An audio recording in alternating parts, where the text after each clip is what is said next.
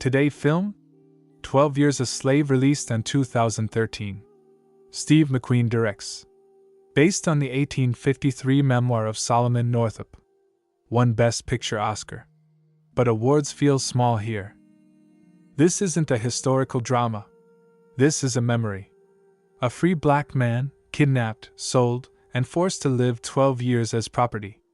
No background music to soften it. No hero arc to make it comfortable. Just truth, raw and unfiltered. Solomon's story is America's story. And stories like this don't ask for likes. They ask for remembrance. Solomon Northup. Chiwetel Ejiofor. 1841, Saratoga, New York. Free man. Violinist, husband, father of 3. He reads, he votes, he owns property. Freedom isn't a dream for him. It's his address. 2 men offer him work, play violin in Washington, D.C. for good money. Solomon trusts them. Goes. Gets drugged. Wakes up in chains. I don't belong here, he says. They say, you're not Solomon Northup. You're Platt. A slave from Georgia. Papers forged. Name erased. Sold at auction. Children separated from mothers with a hammer on the block. Solomon/Platt is bought by William Ford, played by Benedict Cumberbatch. Ford is kind by 1840 standards. Reads Bible, doesn't whip. But he still owns people. That's McQueen's point. Kind slavery is still slavery. Then Ford sells Platt to Edwin Epps. Michael Fassbender. This is where the film breaks you. Epps's cruelty without mask. Drunk, paranoid, rapes his slave Patsy every night. Patsy, Lupita Nyong'o, is the soul of the film.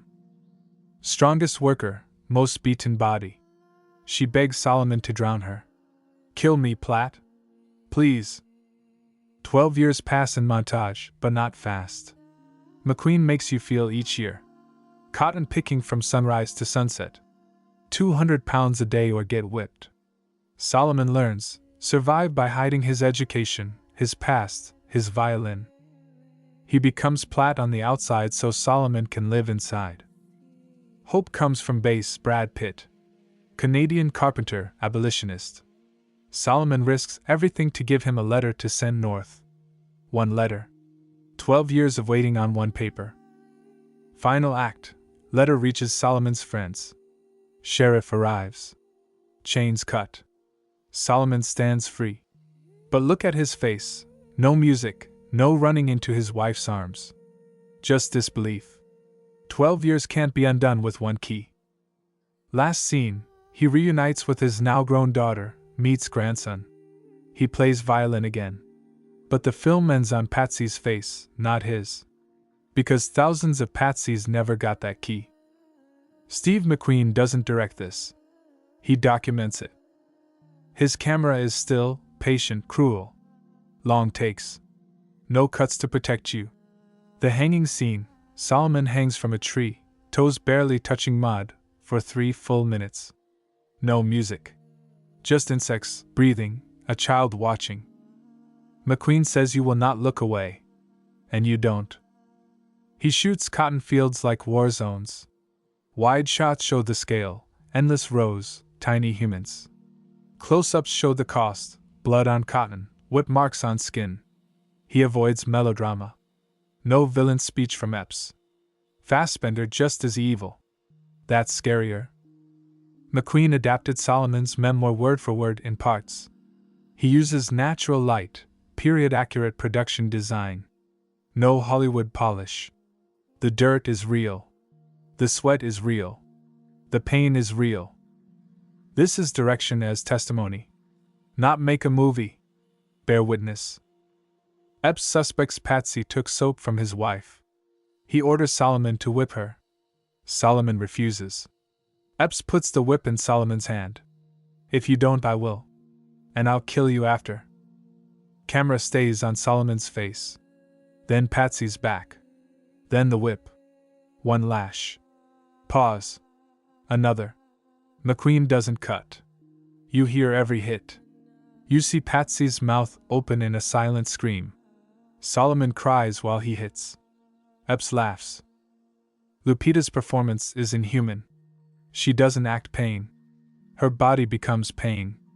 After, Solomon carries her back like a child. No words. Just breathing. Theaters went silent worldwide for this scene. Not because it's graphic. Because it's true. 12 million people live this. McQueen forces us to watch 3 minutes of it. That's the least we can do. This cast doesn't perform. They testify. Chiwetel Ejiofor as Solomon. He ages 12 years with his eyes. Starts proud, becomes hollow, ends broken but unbowed. Watch the scene where he's forced to dance for his master's guests while chains are on his ankles. He plays violin, and his eyes say I am not this. Ejiofor won every award except the Oscar. He deserved it. Lupita Nyong'o as Patsy, film debut. Oscar win. She carries the film's heartbreak. I don't want to die. I just don't want to live like this. That line destroys you because she says it like prayer. Her body language, always braced for the next hit, is acting without words. Michael Fassbender as Epps, terrifying because he believes he's right. He quotes Bible while beating slaves. No mustache twirling. Just conviction.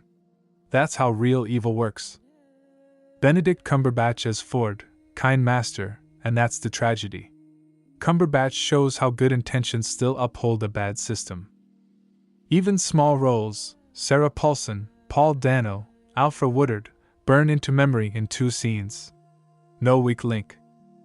Hans Zimmer composes, but McQueen tells him don't play over the pain. So the score is minimal.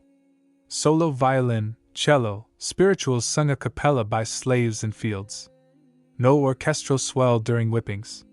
Silence is the score. Sound design, chains, cotton hitting baskets, whip cracks, river, crickets at night. McQueen makes you hear slavery. The violin Solomon plays early and late? That's the only theme. It goes from freedom to survival to grief. Spirituals like Roll Jordan Roll aren't background. They're dialogue.